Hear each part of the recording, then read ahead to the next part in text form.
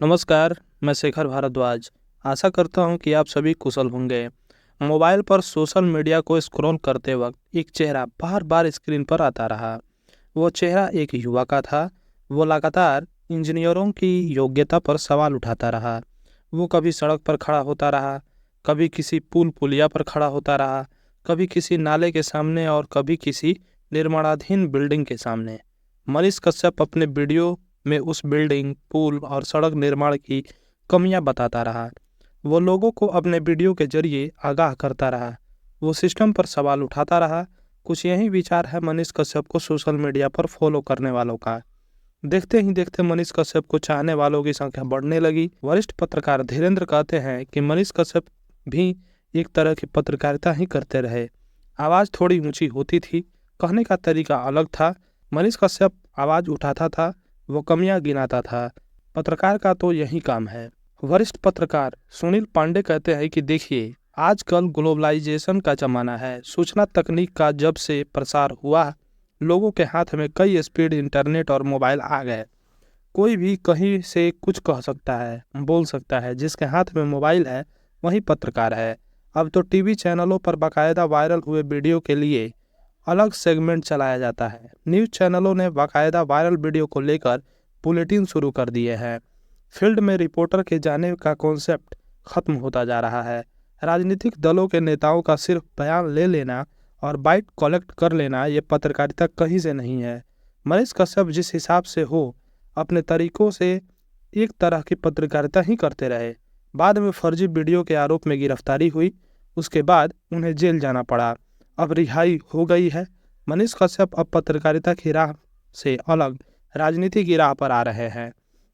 वहाँ भी वे सवाल उठाए, यह जरूरी नहीं, लेकिन इतना तय है कि बीजेपी में शामिल होने से पहले मनीष कश्यप ने जितने भी वीडियो बनाए वो लोगों की आम समस्याओं से जुड़े थे, इसलिए लोग उन्हें पसंद करते थे। ध्यान रहे कि बिहार के यूट्यूबर मनीष कश्यप, जिन्हें पिछले साल तमिलनाडु में बिहारी प्रवासियों पर हमले का दावा करने वाले कथित फर्जी वीडियो के लिए गिरफ्तार किया गया था, गुरुवार को भाजपा में शामिल हो गए। मनीष ने कहा कि उनकी मां ने उन्हें प्रधानमंत्री नरेंद्र मोदी की पार्टी में शामिल होने के लिए कहा था। बिहार के यूट्यूबर पार्टी के दिल्ली सांसद मनोज तिवारी की मौजूदगी में पार्टी में शामिल हुए। उन्होंने कहा कि कल हम मनोज तिवारी के साथ बिहार से दिल्ली आए।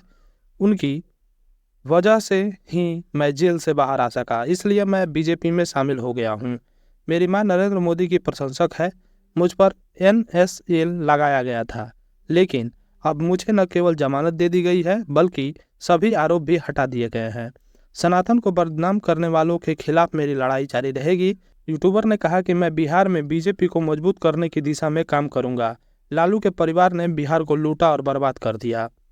मनीष कश्यप इस दौरान भावुक हो गए। उन्होंने कहा कि केवल भाजपा ही एक गरीब परिवार के बेटे को यह सम्मान दे सकती थी। बिहार में कुछ पार्टियां हैं जो आपको तब तक शामिल नहीं होने देती जब तक आप पूरा सूटकेस लेकर नहीं जाते। भाजपा गरीबों, महिलाओं, एक यूट्यूबर, एक मां का सम्मान करती है, इसलिए भाजपा एक अलग पार्टी है और यही कारण है कि यह दुनिया की सबसे बड़ी सक्षम पार्टी बनकर उभरी है। मैं राष्ट्रवाद के लिए काम करता रहूंगा, जैसा कि मैंने हमेशा किया है। जब मैं पहले ऐसा करता था तो कुछ पार्टियां मुझे फंसा देती थी और जेल भेज देती थी। बहुत सारे भाजपा नेताओं ने मेरा समर्थन किया। अगर मैं आज सुरक्षित रूप से जेल से बाहर हूँ तो यह मेरी मां के आशीर्वाद और भाजपा नेताओं के समर्थन के कारण है। इस मौके पर मनोज तिवारी ने कहा कि वह मनीष कश्यप को काफ़ी समय से जानते हैं। दिल्ली के सांसद ने कहा कि भाजपा मनीष कश्यप जैसे लोगों का सम्मान करती है जो गरीबों के बारे में मुद्दे उठाते हैं। मार्च 2023 में यूट्यूबर मनीष कश्यप को तमिलनाडु में काम करने वाले बिहार के प्रवासियों पर हमले दिखाने वाले कथित फर्जी वीडियो प्रसारित करने के लिए गिरफ्तार किया गया था।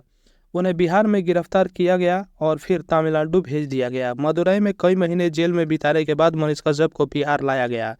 मनीष कश्यप दिसंबर 2023 में जेल से बाहर आए। कथित फर्जी वीडियो बिहार और तमिलनाडु के बीच तनाव के बीच आए, जबकि तमिलनाडु के मुख्यमंत्री MK स्टालिन ने एक बयान जारी कर बिहार प्रवासियों से उन अफवाहों पर विश्वास न करने को कहा।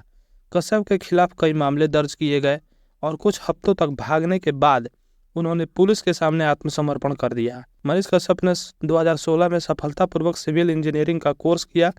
उसके बाद उन्होंने वहां से निकलने के बाद यूट्यूब पर वीडियो बनाना शुरू किया। मनीष कश्यप एक प्रसिद्ध यूट्यूबर है जिनके channel Manish Kashyap son of Bihar लगभग 9 मिलियन सब्सक्राइबर्स हैं। आप सभी को यह जानकारी कैसी लगी कमेंट करके जरूर बताएं। आप हमारे चैनल को सब्सक्राइब करें, बेल आइकन को प्रेस करें ताकि जब भी कोई नई वीडियो अपलोड हो आप सभी को नोटिफिकेशंस मिल सके। नमस्कार, मैं शेखर भारद्वाज।